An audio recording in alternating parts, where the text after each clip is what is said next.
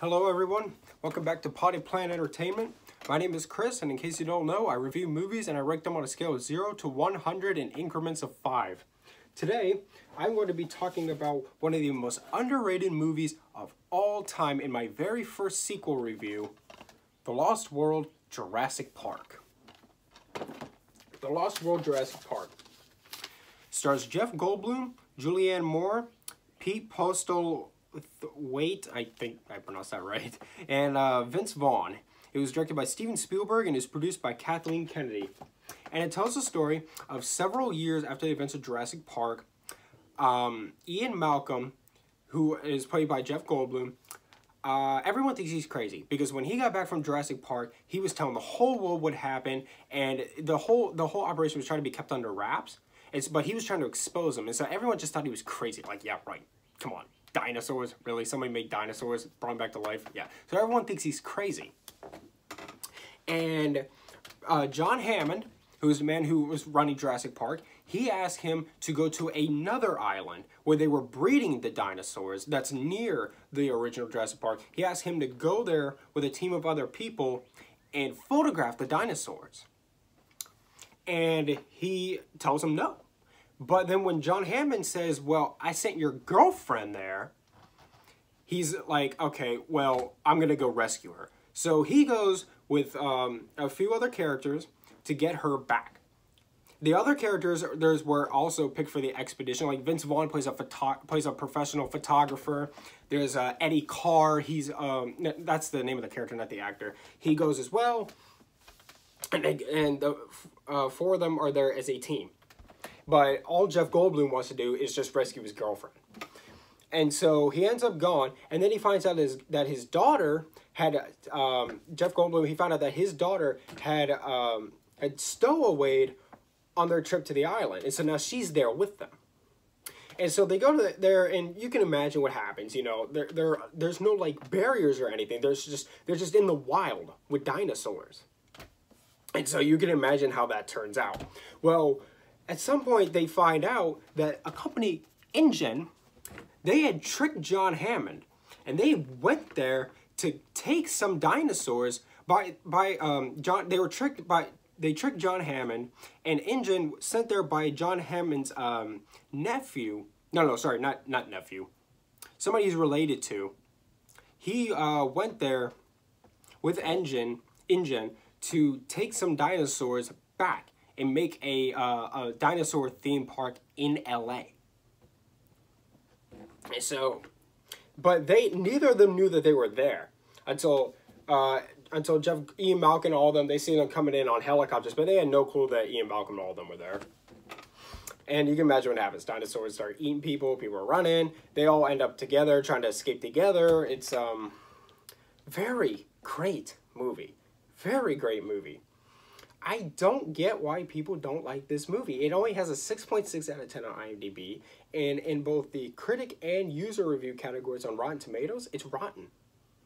Why? This is a fantastic movie. It's not perfect. It's not as good as the first one.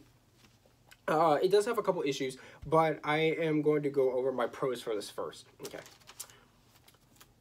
The characters are good. The characters are good, they're likable, they're not as good as the characters in the first movie, but they're good. And I tell you one of the reasons why people don't like this movie, speaking of the characters, people say that Ian Malcolm is totally different in this one versus how he was in the first one. And that, like, he's not as likable. And they're right, he's not the same person. And I think the reason for that is I think the events of Jurassic Park really changed him. And so I'm okay with him being different in this movie, his personality being different. The special effects are great. They're just as good, if not better, than the special effects in the first movie. The suspense is great. Great suspense. Spielberg is a suspense master. The suspense is fantastic. The scene when Julianne Moore is on the glass, and every time she makes a little move, it starts cracking so that she might fall down to her death. So great. Such great filmmaking.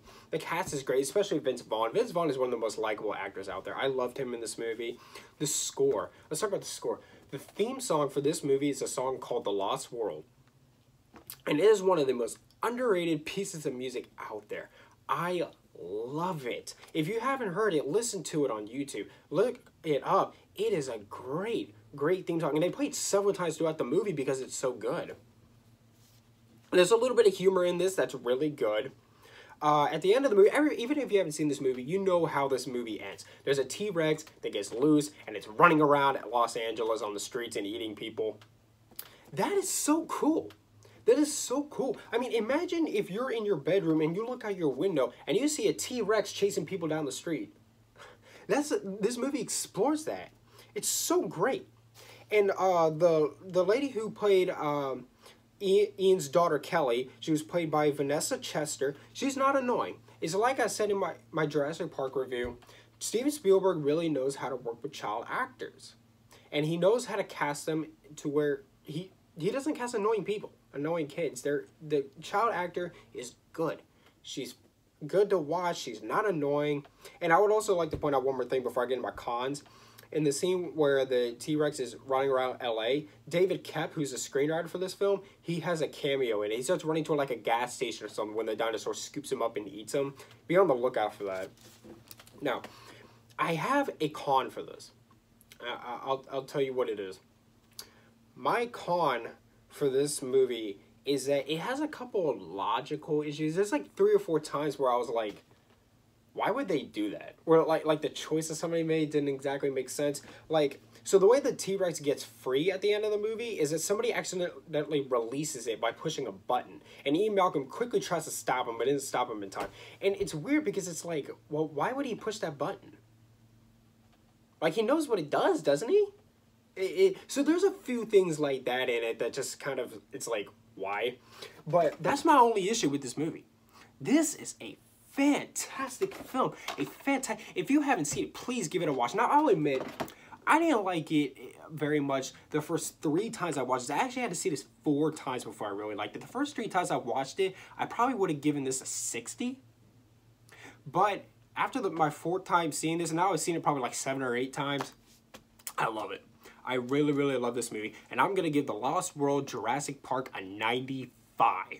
Great movie. If you haven't seen it, please watch it. It is so underrated. This movie deserves so much more love than it gets.